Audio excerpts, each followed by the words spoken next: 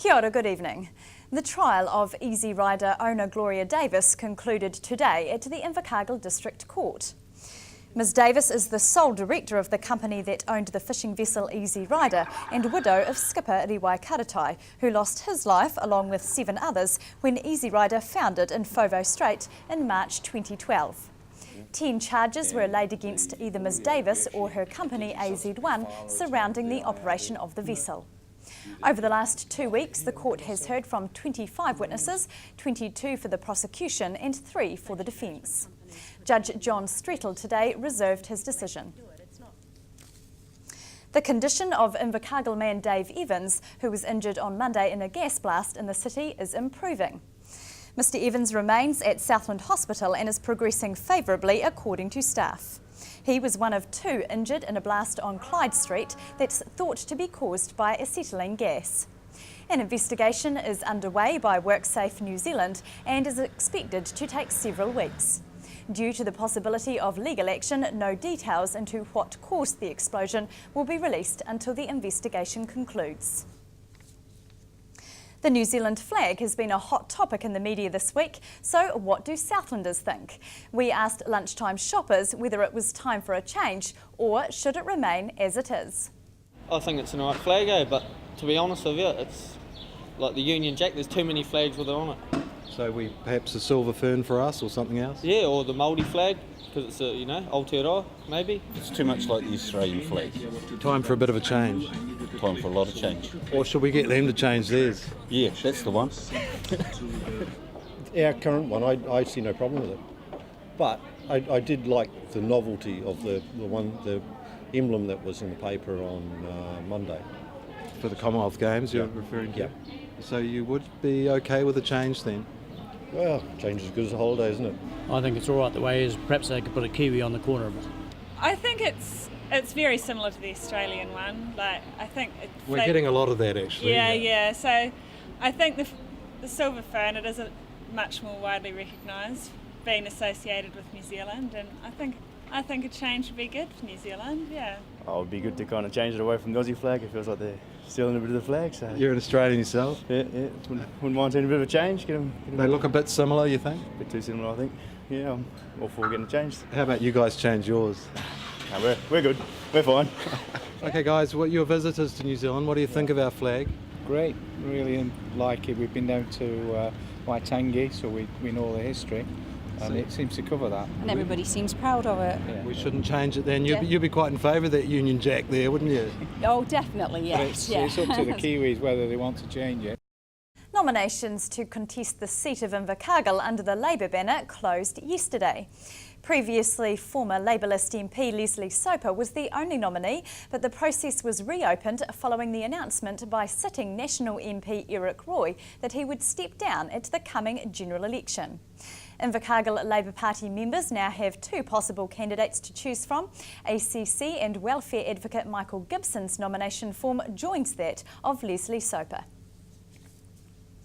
Invercargill lunchtime shoppers were treated to some free tasters from the upcoming Southern Wild Food Festival. Organisers of the inaugural Southern Wild Food Festival were promoting last-minute early bird ticket sales that ended today. Generally they're going really well, much better than we expected, and we know that in the next 3 weeks is going to be where the majority of the sales are going to be, and we are going to be capping it, so if it gets over 3,000 we will be saying no more. So door sales on the day or not? Yes, there will be some door sales, but it will be capped, so we won't let everyone in if that's the way it goes, and that's the way it's seeming to go because the sales so far have been very good. Spectators were plied with tandoori goat samples to whet adventurous appetites. Well, Little India Cafe are one of our stall holders, and they're going to be having wild goat curry on the day and wild goat samosas, so we've been promoting that for them. So today's sample is wild goat? Yes, it is. No, it's delicious, very nice. There's set to be a mixture of commercial stall holders joined by community groups with wild food on offer. The food range goes from chicken feet to tripe to haggis. If you haven't had haggis before, you'll be able to sample it there. Then to wild sausages, wild goat, like I mentioned, There's a variety of fish products, some whitebait, salmon. A few lamb's tails thrown in there too. Lamb's tails as well, yes there are. And for those who like a liquid match, DB Monteiths are on board, and we've got a variety of wines, local and international wines, which are being put together by Mac Vines, which is an important company. Yeah, and we're looking forward to that. We're going to have wines available for tasting as well. Sounds like fun. Stay with us after the break, a review of safety in the forestry sector and the week that was.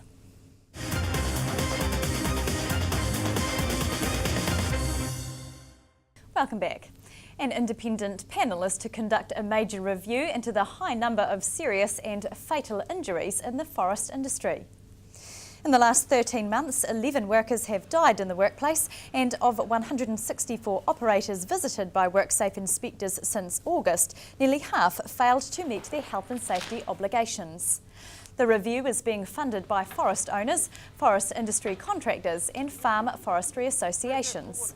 CTU President Helen Kelly has welcomed the appointment of an independent panel to conduct the major review into what she describes as the appalling record of health and safety in the forestry industry. The review is expected to take 6 months. The Southland Community Nursery was proving a popular place this morning as volunteers of all ages took advantage of the fine conditions. Nursery founder Chris Rance says the season has been the best she can remember, with conditions ideal for native plant propagation. We've got all sorts of things going on: weeding, potting, moving plants around, watering, yeah. It's a busy time of the year. It's a really busy time actually, yeah. And it's good that lots of people have turned up. You know, Fridays, anybody can turn up at any time, and you don't know who's going to turn up from week to week, but this week, yeah, there's lots of people turned up. We're hearing in the news about the beech trees and how it's been such a good season for them, which is sort of bad news in a way. How have things been around here? Are you noticing a lot of growth this season? Yeah, it's been a really good year for growth. Fabulous year for flowering. I think for the 20 years we've been here, it's the best year that we've had for flaxes, cabbage trees, which is great for the birds, but it's also good for the pests and things like that. So yeah, we've got a double-edged sword there. In the coming months, obviously the education centre will kick into higher gear, but also people are out collecting seeds and that sort of thing. What are the volunteers doing? Yeah, we started just this week collecting seeds for this season, and we'll collect for the next probably 4 months, just all around our property, and then people can learn how to collect seeds and what to do with them, and then we'll sow them later, and the growing season begins again. Volunteers are most welcome. Absolutely, yes. We're open sort of for volunteers every Friday morning, anytime from 9 till midday, and any amount of time as well, and bring your children and bring some food, and it's a good social networking time as well. We can't guarantee a beautiful day like this, but generally it's all right, and you can get undercover. It's not always like this, but we've got a great new facility and education centre, and we've also got potting up sheds and things, so yeah, there's work to be done even if it's not a good day.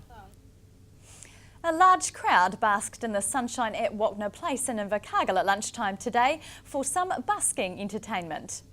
This year's festival kicked off at Queen's Park last night, and today several acts took to the stage. World-class hula hooper Lisa Lottie, who holds a degree in circus, performed snippets of her show, Bend It Like Barbie, along with contortions and aerial hoop tricks. Australian Mr Spin delivered high-octane silliness from the high height of his personally designed unicycle, including juggling 3 baseball bats. The buskers are performing at various locations tonight and over the weekend. Normal traffic flow will return soon to State Highway 1 between Invercargill and Bluff, following months of disruption as various work was undertaken. Traffic has been delayed by traffic lights on 2 stretches of State Highway 1 as contractors undertake for the New Zealand Transport Agency. Rehabilitation work has been carried out at Green Hills, including strengthening of the railway overbridge and the application of a granular overlay. New Zealand Transport Agency Senior Network Manager for Southland says the work is expected to be completed at the second site at Awarua over the coming days. PowerNet also have staff working the same stretch of highway, carrying out routine maintenance on network assets. That's all from the news team for this week. Sport is up next, and we'll leave you now with the week that was. Good night.